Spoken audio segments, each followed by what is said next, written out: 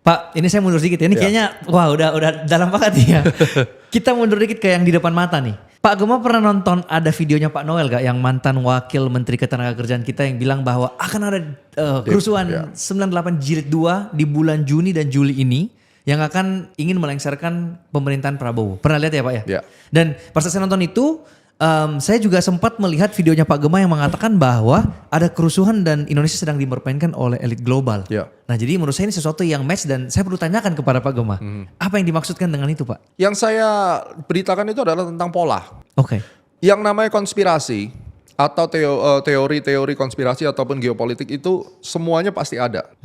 Ya, jadi apa yang kita bicarakan sekarang ini adalah pure konspirasi. Gak bisa Anda pembicaraan ini masukin di AI. Apakah benar apa yang dibicarakan ya? Pasti nggak bisa lah. AI kan tidak didesain untuk itu. Right.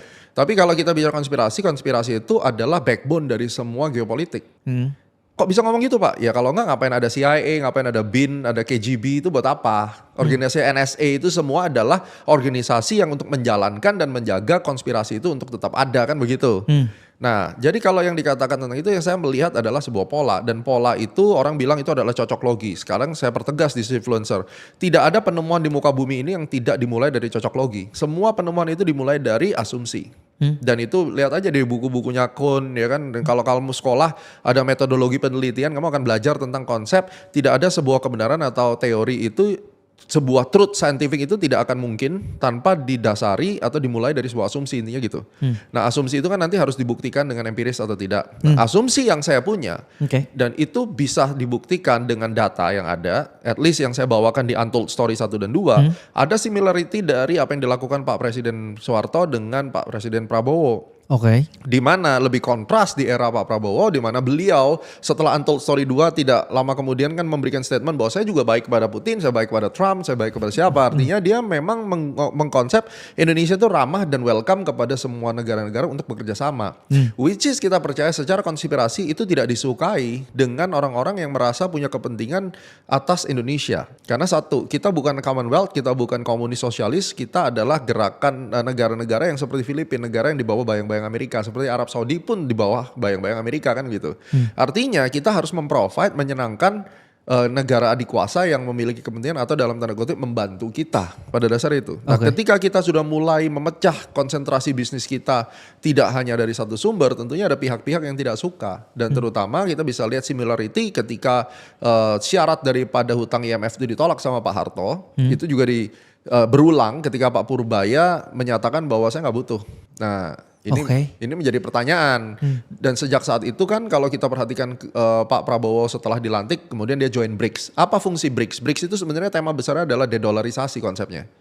Walaupun di situ kan kita melihat bahwa adanya perkumpulan dari beberapa negara untuk menjalin kerjasama yang lebih baik dan seterusnya. Tetapi image dari BRICS itu adalah dedolarisasi. Makanya Trump akan memutuskan nambahin tarif lagi untuk negara-negara yang tergabung dalam BRICS. They don't like it. Itu udah jelas, bukan asumsi. Trump udah ngomong, lu gabung sama BRICS, gua sikat tarif lu. Kan itu.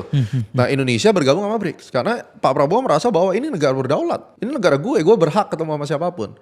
Konsekuensinya ada, konsekuensinya diacak-acak. Nah cara mereka itu untuk ngacak-acak atau memberikan punitive action kepada sebuah negara yang dianggap membangkang dalam hal ini. Untungnya Presiden Amerika Trump, bukan yang lain. Karena Trump itu agak unik. Orientasinya Trump adalah bisnis. Kalau presidennya kayak Bill Clinton mungkin ada unsur politiknya gitu ya. Jadi kayak oke, lu keluar dari prinsip gua ya gua akan berikan sanction. Dan itu udah diakui oleh Kamdesus kan. Dari IMF kan udah bilang waktu gua bawain, gua akan nurunin Soeharto dengan segala cara gitu. Apa yang akan dilakukan untuk menurunkan presiden? Itu pattern.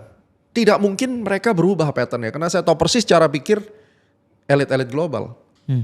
Karena saya berkecimpung dan saya berkomunikasi, saya juga ada bisnis di negara barat gitu. Cara pikir mereka tuh kayak begitu. Kalau bisa mereka pinjam tangan orang lain untuk gebukin lu, kemudian nanti mereka akan jadi malaikat penolong gitu.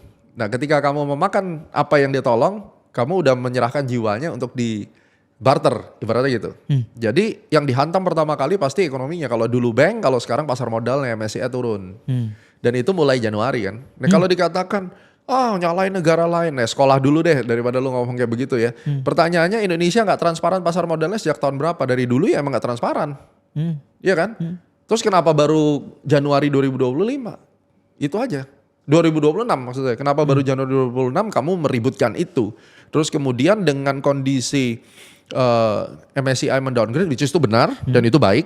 Tapi kalau kita lihat why now? Kenapa nggak 2 tahun yang lalu? Terus diikutin dengan yang lain-lain kan? Kreditnya diturunkan BBB, terus kemudian di downgrade menjadi neutral atau menjadi sell dan seterusnya. Ada apa di balik itu? Sementara kita lihat negara tetangga kita yang juga memiliki kepentingan dengan devisa hasil ekspor satu pintu itu kan problem dia tuh kalau begitu. Ya dia teriak-teriak kan, pusing kan. Dan saya ngelihat aliran dana dari negara adidaya itu, negara barat itu masuk ke dia banyak sekali di sektor financial dan insurance. Jadi untuk dia ngacak-ngacak gampang. Makanya kan saya bilang, kan kalau pelemahan rupiah itu bukan karena US dollar menguat. Sampai detik ini US dollar ya sideways aja. Sedangkan euro menguat kok terhadap US dollar, Swiss franc menguat terhadap US dollar, Jepang yen melemah karena ada isu internal, dia naik suku bunganya dia dan seterusnya. Singapura menguat terhadap US dollar, Indonesia hancur. Berarti bukan karena US dollarnya yang menguat, tetapi rupiah di sell off dengan berbagai alasan dan otomatis mereka harus menyediakan underlying alasan kan. Betul. Simple alasannya MBG sama Kopdes. Karena masyarakat pada umumnya ini terlalu gampang diprovokasi, terlalu gampang dihasut, tidak belajar 3,5 abad sudah kena politik adu dombanya VOC, dijajah seperti itu, nggak belajar sekarang, tetap aja bodoh gitu ibaratnya kan.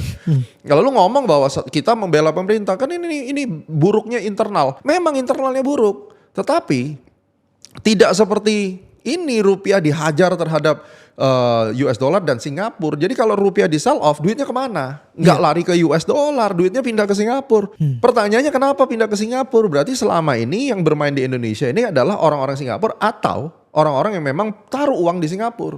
Itu yang gua track follow the money. Menarik sekali. Dan itu kan kelihatan bahwa Singapura sekarang tujuan nomor 4 investasinya Amerika Serikat dan negara-negara barat itu taruh di situ. Jadi Southeast Asia itu hubnya ada di Singapura.